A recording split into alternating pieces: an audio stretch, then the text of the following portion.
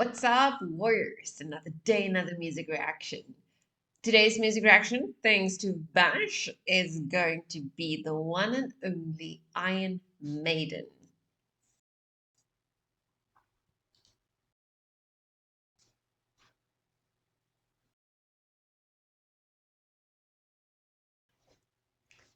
And we're tackling Dance of Death.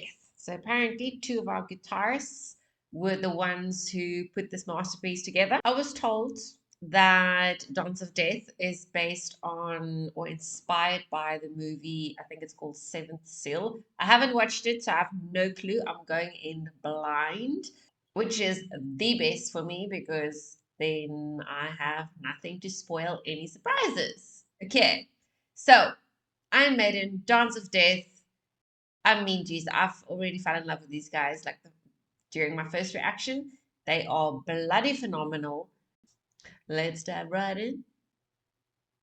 And in and in and in.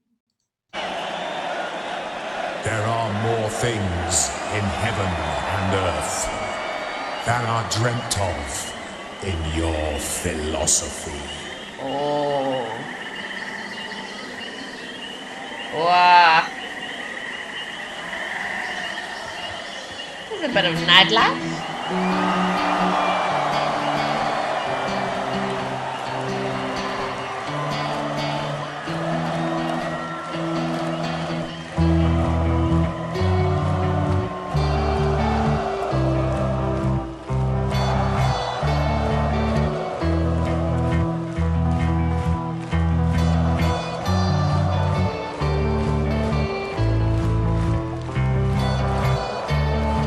This crowd's awesome. They just decide to start singing with. Let me tell you a story to chill the bones about a thing that I saw. One night wandering in the Everglades. I'll one drink, but no more. Officer, sorry about that. I was rambling, enjoying the bright moonlight, gazing up at the stars. Aww. Not aware of a presence so near to me, watching my every move.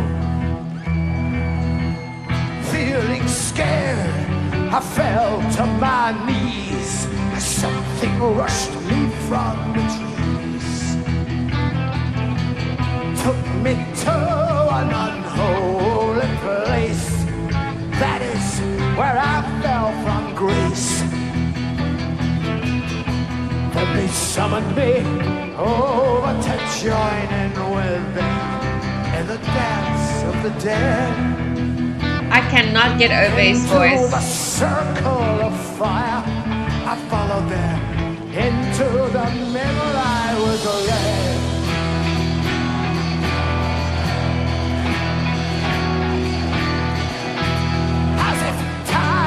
Stop still, I was numb with fear, but still I wanted to go. And the blaze of the fire did no hurt upon me as I stepped up to the coals. And I felt that I was in a trance. My spirit was lifted from me. If only someone had the chance to witness what happened to me. And I danced, and I pranced, and I sang with them. Oh, No frickin' way. let the singers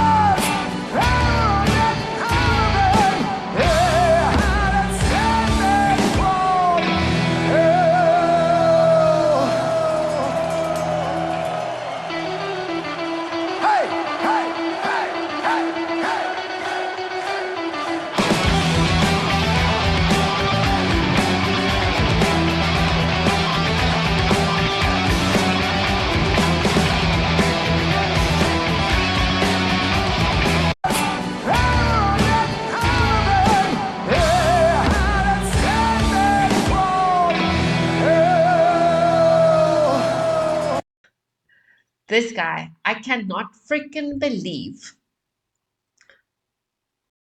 Like, I already sound like a cat with tummy ache when I try and sing. Can you imagine if I think of jumping the way he just did and still get out the freaking, I mean, I can't even speak and jump like that, let alone freaking sing. And he just does it as if it's like second nature. Like that's what you're meant to do. You're supposed to sound phenomenal whilst jumping up and down. And oh my God, this guy is so cool. But you know what? He reminds me of when whenever you watch these old school movies that's playing off in some 13th, 14th, 15th century era, you know, when they used to be like these live theaters in the streets, and puppet shows and whatever. So he gives me that feeling as if I'm standing there, I'm part of the crowd, and he just tells this story. Like it's so cool. Like I want to be there. I want to listen to him. He captivates me immediately. Let's just go back quickly. Look there, look there. Hold on. And if only someone had the chance to witness what happened to me. There.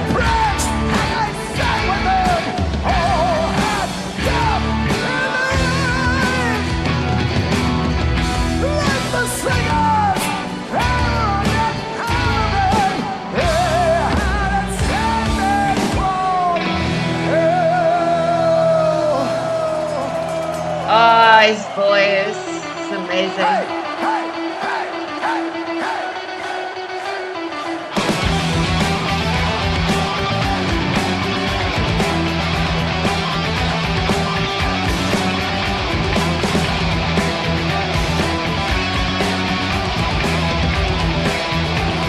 It legit looks like they're doing CrossFit on stage.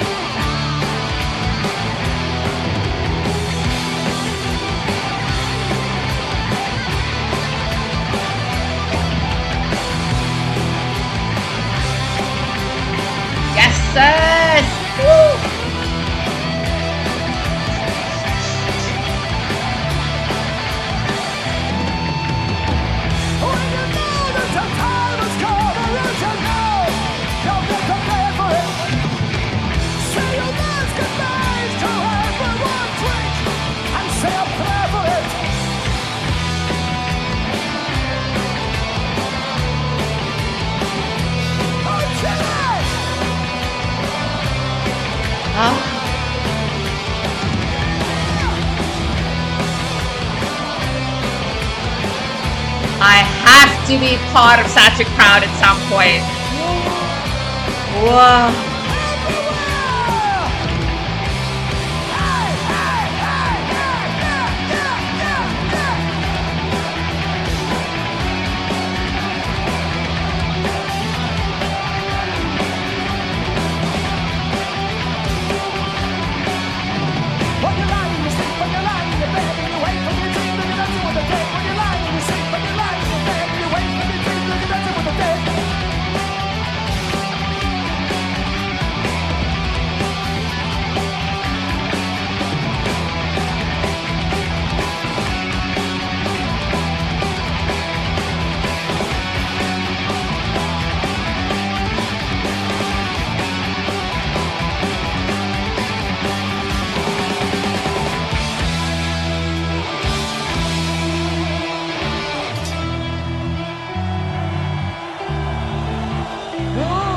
Oh.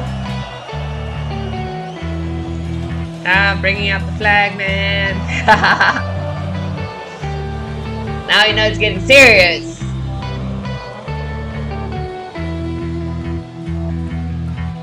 To this day, I guess I'll never know just why they let me go.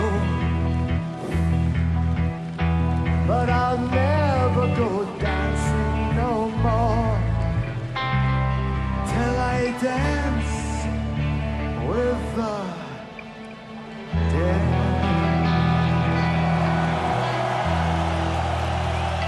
Wow.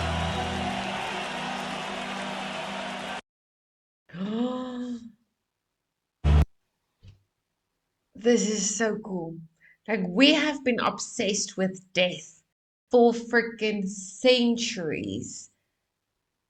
I mean, regardless of your religion, if you have a religion or whatever your belief system is, like, we all have a certain almost admiration for death. But we're also using it as a reminder. I mean, I've seen artwork and certain religions write about having to somewhat remind themselves on a daily of death so that they can make sure they live a good life, right? But even in artwork, like, you always see skulls with people. And this looks to be I'm going to read the lyrics because for some reason IronMaiden, as much as I enjoy them and love them, I really struggle to hear the lyrics. And no, guys, I'm not deaf. I can understand English. Don't be mean. I'm tone deaf. I can't hear everyone's voices. Okay, they tones. So when I realize I can't hear the tone, that's when I like read the lyrics so that we can appreciate it together. Okay. And again, I have ADHD. I also didn't always pay attention because I get mesmerized by what's happening in the video. Okay, so be nice. Let's see. Iron Maiden, Dance of Death. Okay. Here we go. So lyrics. So we're saying yeah. Let me tell you a story to chill the bones. Out of things that I saw one night wandering in the Everglades, I'd one drink, but no more. I was rambling, enjoying the bright moonlight. Okay, so now I understand the beautiful, like when they started performing, it was just nightlife and he sang about the stars. So it was like just setting the tone there, I suppose. I was wondering why I could hear all the crickets and the birdies and it sounded like streams. Gazing up at the stars, not aware of a presence so near to me, watching my every move, feeling scared, and I fell to my knees as something rushed me from the trees. Oh my goodness. Took me to an unholy place, and that is where I fell from grace. And they summoned me over to join in with them to the dance of the dead. Into the circle of fire I followed them, into the middle I was led. As if time had stopped still, I was numb with fear, but I still wanted to go, and the blaze of the fire did no hurt upon me. As I walked onto the coals, then I felt I was in a trance, and my spirit was lifted from me. Okay.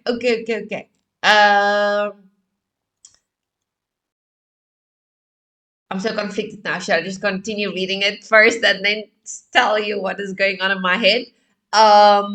Or if I should just tell you already. Let me tell you. Okay. So he's obviously singing about being in the Everglades, right? Where did I see it? I swear it was the Everglades. Yeah. So even though he's singing about a literal place where he was at, I wonder if the Everglades have some specific meaning here. But it's almost like, did he have a near death experience? Which now made him to, when you have near death experiences, some people say they travel to hell, other people say they travel to heaven, and whatever your belief system is, whatever you believe comes after life. Um, Whether you just travel to a different realm and you see different entities or you experience those entities, which is generally quite bad because you can bring some of those entities back if you're not careful, especially those who like meditating. So you always need to be very, very careful. It's the one thing the Bible got right, and it's that your eyes are the windows to your soul. So whatever you see, you need to be very careful, because you do open yourself up, right? Um, so in a near-death experience, he's dancing, or like someone came to grab him, whether it was a freaking what you call it, Grim Reaper, or even in paganism, like we like death is part of the belief system. Like death is part of celebrations. Death is part of so many cultural celebrations. It's not just paganism or um I suppose even Christianity. I mean, they celebrate death over Easter, right? So when Christ was crucified, although I believe they celebrate more the rising of Christ. But in any case, so the death is powerful, and hence sacrifices. If you look at the way back when I mean to this day, people still sacrifice depending on where you are. Um, but death has power. And if you go and dance with death, if you go dance with other entities of different realms, whether it is an out of body experience, which is my next thing here, where he said, I'm gonna tell you now, and my spirit came back to me down. No, that's too far. And my spirit was lifted from me. That is astral projection. Well, that's how I read it. So now he no longer, it has this see, I actually wonder if this wasn't more like a dream, because he's dreaming about being in the Everglades. He's dreaming about this being or entity rushing towards him from the trees. And then he's obviously feeling like he's in a trance. He's dancing with them. He's terrified, because it's all very scary, very unknown. And then all of a sudden, and apart from being in a trance, he actually has an out of body experience. So he astral projects, because if you go in a deep enough sleep, or for especially unexperienced people, so some people can do it on command, like just focus and they pop out of their bodies. Um, that's cool, but others don't. And it happens depending on where you are spiritually, depending on what are you tapping in, like how much access do you give other entities, subconsciously or consciously, whatever the case might be. So that's a whole other can of worms that you can dive into if you really wanted to. But this is so, I actually quite like this. I know he said he was terrified, and like in my personal life, I've had when I was younger. It started off when I was very, very young. So my family are very spiritual beings. I mean, I'm Norwegian and Scottish, so you can imagine on both sides I'm Viking, um, pagan, the way a lot of religions will label us. Um, but the connection that we have to nature is just different. So what do they call it? Most of my family are born with the helm, so they can see the dead.